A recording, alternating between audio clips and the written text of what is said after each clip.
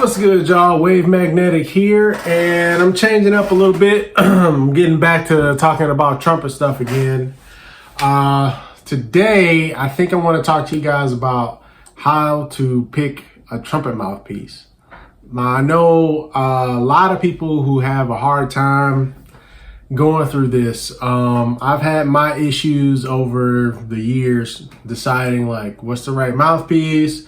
How do I decide what mouthpiece is right? You thinking that something's working, and then like you try something in the store and you're like, oh, this feels good, and then you take it home and then you can only play for like 10 minutes on it and then you're done. Chops are done for the day.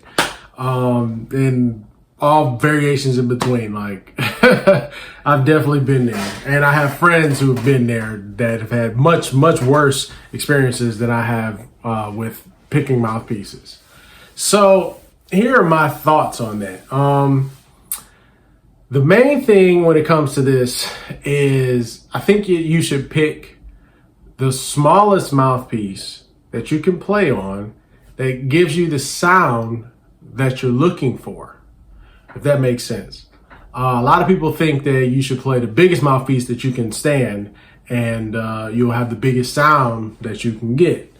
And, you know, that's one way to look at it, but I want to look at it the other way, because for one thing, you don't have to play as big a mouthpiece as you may think you need to.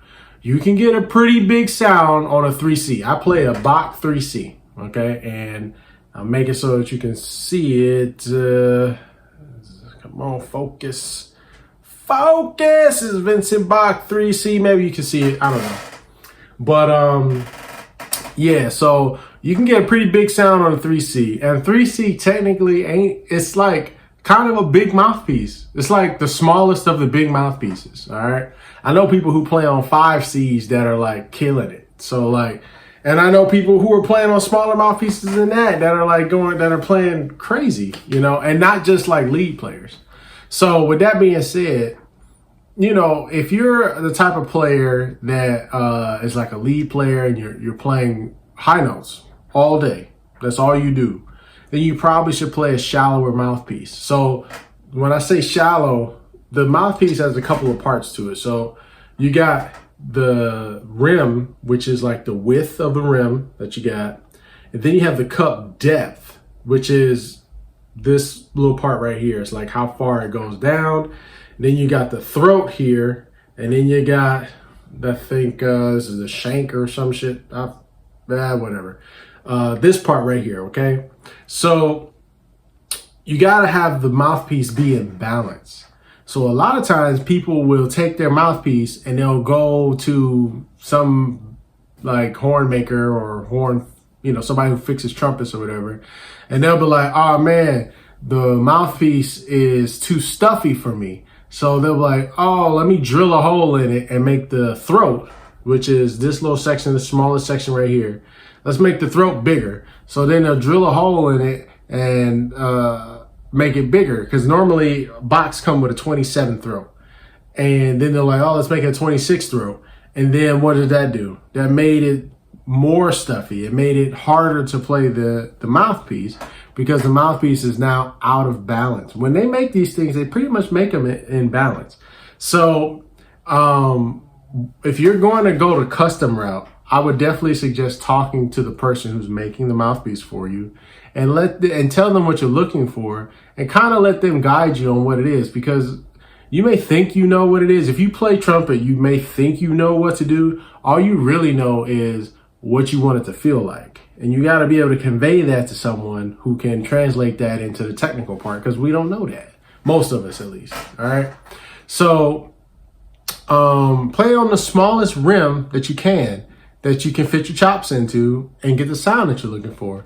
And if you play high a lot, you want to have a shallower cup. So like you may want to have like a D cup or an E cup if you're like playing piccolo trumpet, or if you're like playing lead in the big band, or if you're always playing lead in various things, right? And if you're kind of like an all-around kind of player, like myself, I play in different wedding bands. I have my own project, obviously Wave Magnetik, where, you know, I'm like DJing, I'm playing really long time I'm playing a really long time, solo trumpet, like holding on my face for like 3 hours straight, blow, you know what I mean? So like, I have a C cup, all right, because I have to sound good in the middle range, and I have to sound good in the high range, and I have to sound good in the low range, okay? But I'm not spinning all night upstairs, so I don't need that, you know what I mean? And if you're like a classical musician and, you know, you play like second trumpet, maybe you want a B cup because then you have a darker sound.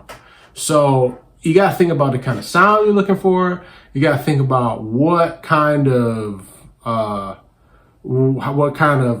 support you need from the mouthpiece, because you also want it to help you do what you're doing. Like, you don't want to be fighting the mouthpiece. Like, if you got this big old mouthpiece that's giving you this great sound that you're looking for, but you can only play for 10 minutes, you're useless. You can't do anything. You can't play a gig. I mean, it's not to say you suck. It's just that you got to change your gear so that you can do things you need to do, okay? So for most people, I would definitely suggest just getting a C cup, and I like Bach mouthpieces. So I would say starting with a 5C or a 3C is a great place to start from there. The way I would go about it is start with Bach, find a rim that you like in the C range. So like 5C, 3C, 7C, 1.5C, 1.25 C, 1C, whatever it is that you like, you know, find that, right? And then once you find a rim that you like, if you want to experiment with other brands, then you just find the equivalent of the rim. Once you find a rim that works for you, don't change it. It's like a shoe. The rim is like a shoe. If the shoe is too big, you're just going to be flopping around in there. If the shoe is too small, it's too tight for you to get your face in there. You get what I'm saying? So definitely find a rim that you're looking for. And then if you want to experiment with other brands, you know, mess around with like Magnetik mouthpieces. Some people like those. You know, they're very free-blowing. Some people like the GR mouthpieces. Yamaha makes a lot of stuff that's pretty good too. So you gotta play with it like that. But once you find a brand that works for you too, stick with that. Don't change. The more you change, the more problems you're gonna have. I know this because I've had them. Don't do that, okay? So the key takeaways from this is find a rim that feels comfortable, all right? And I would suggest starting with Bach's. Find a rim that feels comfortable. And then if you still feel like you want to experiment, go with different brands that have the same rim size. And that way you can see what works for you, okay? But for me, I only play Bach mouthpieces. All right, y'all. If this was helpful, you learned something new, make sure you hit the subscribe button below and hit the like button. Share it, all kinds of wonderful stuff. And if you're on Facebook, make sure, again, you share it, hit that like button, and follow my page. Just, you know, click thing that says Wave Magnetik. Go to the page and hit that like button right there.